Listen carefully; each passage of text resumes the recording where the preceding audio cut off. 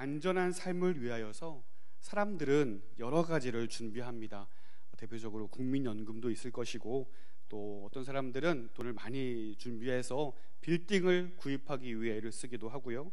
또 연금형 보험 상품 등 노후 준비를 위한 다양한 방법들이 우리에게 있습니다. 하지만 그 어느 것도 우리에게 확실한 안정감을 보장해주지는 못하는 것 같습니다. 만일 확실하고도 우리에게 안정감을 주는 그러한 상품들이 있다면, 그러한 제도들이 있다면 우리는 그것을 붙들기 위해 아마 애를 쓸 거예요. 그만큼 우리의 노후는 불안하고 예측할 수 없기 때문에 그렇습니다. 그런데 오늘 본문은 그러한 것들을 이미 붙든 사람의 이야기입니다. 그것이 얼마나 든든한 것이었는지 노후의 때뿐만 아니라 현재 진행 중인 어려움 중에서도 그가 붙들고 있는 그것으로 인하여 안정감을 누릴 수 있었습니다. 사실상 죽음의 그림자가 턱 밑까지 다가왔다 할지라도 그가 붙들고 있는 그것으로 인하여 극한의 상황에서도 그는 소망을 발견할 수 있게 되었습니다. 그가 붙들고 있는 것은 무엇입니까? 그분은 바로 하나님이십니다. 우리 1절 말씀 보실까요?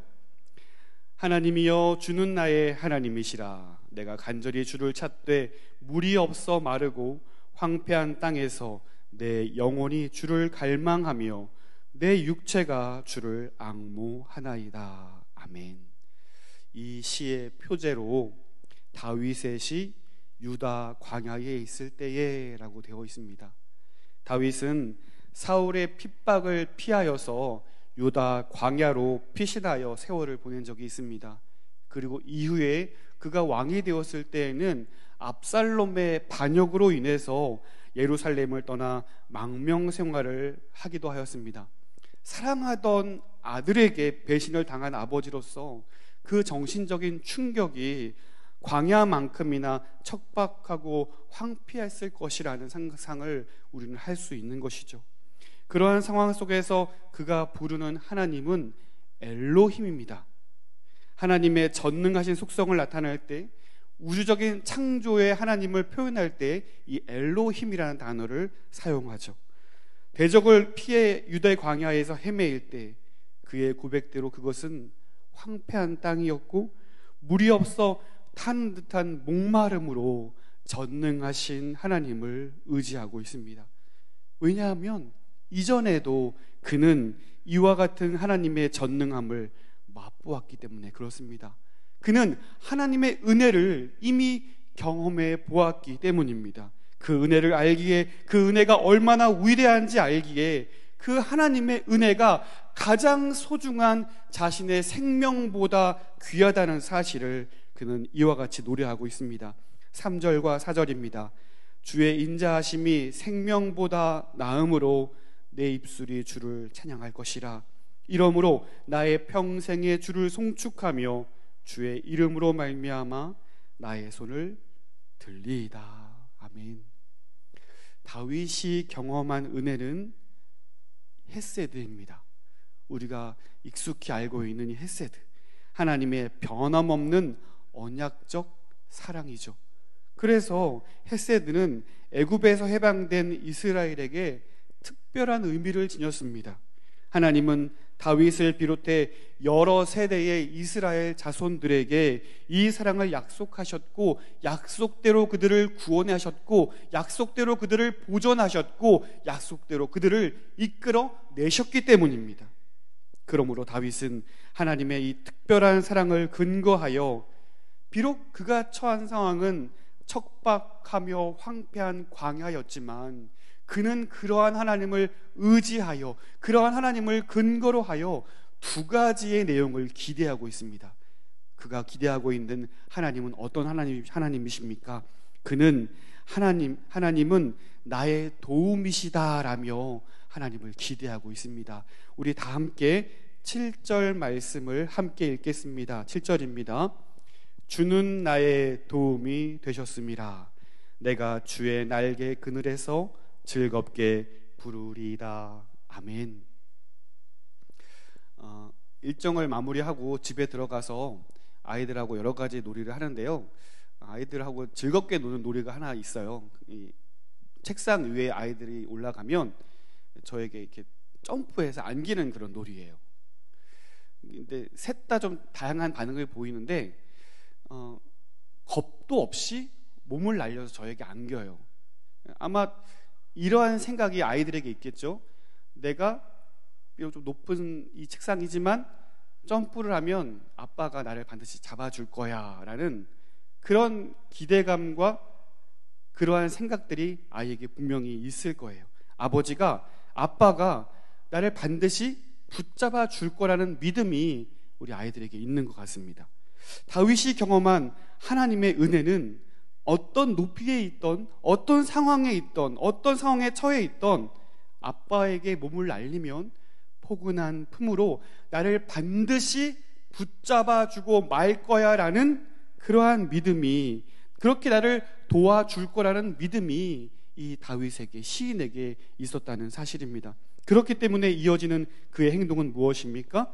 주의 날개 그늘에서 즐겁게 부르리이다.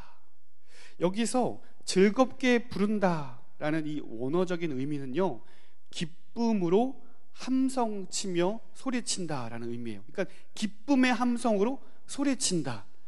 얼마나 즐거운 상황이 되면 기쁨으로 함성을 칠 수 있을까요? 여러분, 가장 최근에 언제 그렇게 기쁨으로 함성을 친 적이 있으신가요? 얼마 전에 이 올림픽이 마쳤는데 우리 양궁 대표 선수들이 올림픽 메달을 눈앞에 두고 10점을 맞추었을 때 이런 함성을 여러분 지르셨나요? 아니면 오랫동안 해결되지 않은 문제가 해결되었을 때 여러분 기쁨으로 함성을 지르셨나요? 하나님의 사람들은 언제든지 이러한 기쁨으로 함성을 칠 수 있는 사람들임을 여러분 믿으시기를 바랍니다. 하나님께서 우리를 반드시 도우실 것이기 때문입니다. 그래서 다윗은 나의 유일한 도움은 하나님이시므로 엘로힘, 전능한 하나님께만 점프해서 몸을 날리는 것이죠. 왜냐하면 하나님께서 그를 반드시 품에 안으실 것을 그가 믿기 때문입니다. 비록 그가 처한 상황은 광야이고 황폐한 땅이지만 그는 나를 도우시는 하나님을 기대하고 있습니다. 두 번째, 그의 기대는 무엇입니까? 하나님은 나를 붙드시고 또 보응하시는 하나님이다라는 것을 그는 노래하고 있어요. 자, 9절과 10절 말씀 한번 같이 읽어보도록 할게요. 9절과 10절입니다. 나의 영혼을 찾아 멸하려 하는 그들은 땅 깊은 곳에 들어가며 칼의 세력에 넘겨져 승냥이의 먹이가 되리이다. 아멘.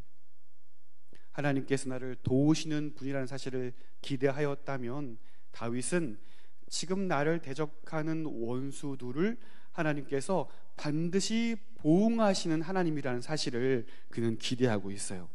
비록 황폐한 땅에 내몰려 있는 상황에 있지만 하나님께서 친히 이 대적들의 악한 상황을 아시고 보응하실 것을 기대하고 있습니다. 나의 생명을 찾는 자들은 스스로 힘이 있다 여기며 악을 일삼지만 결국 생명을 빼앗으려는 그들이 생명을 잃게 될 것이다 라고 기대하고 있습니다. 10절에서는요, 그들이 칼로 위협한 것처럼 또 칼로 망하게 될 것이고 그들의 시체는 장사되기도 전에 승냥이의 먹잇거리가 되는 비참한 생을 맞게 될 것이다 라고 기대하고 있는 것이죠.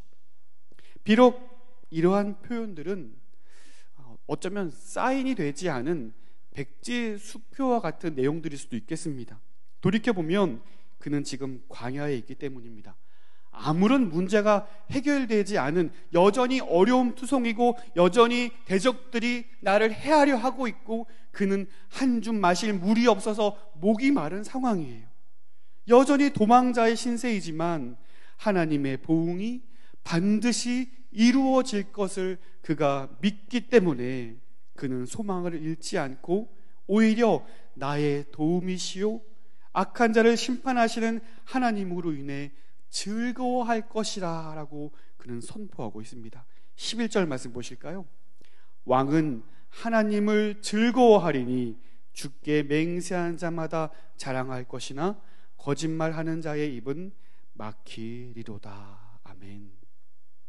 여러분, 시편은 하나님의 백성들로 하여금 그 일상을 어떻게 살아가야 할 것인가를 가르쳐주고 있습니다. 어떤 삶을 살아야 할 것인가를 우리에게 강력히 도전하고 있습니다. 시편에는 힘이 있습니다.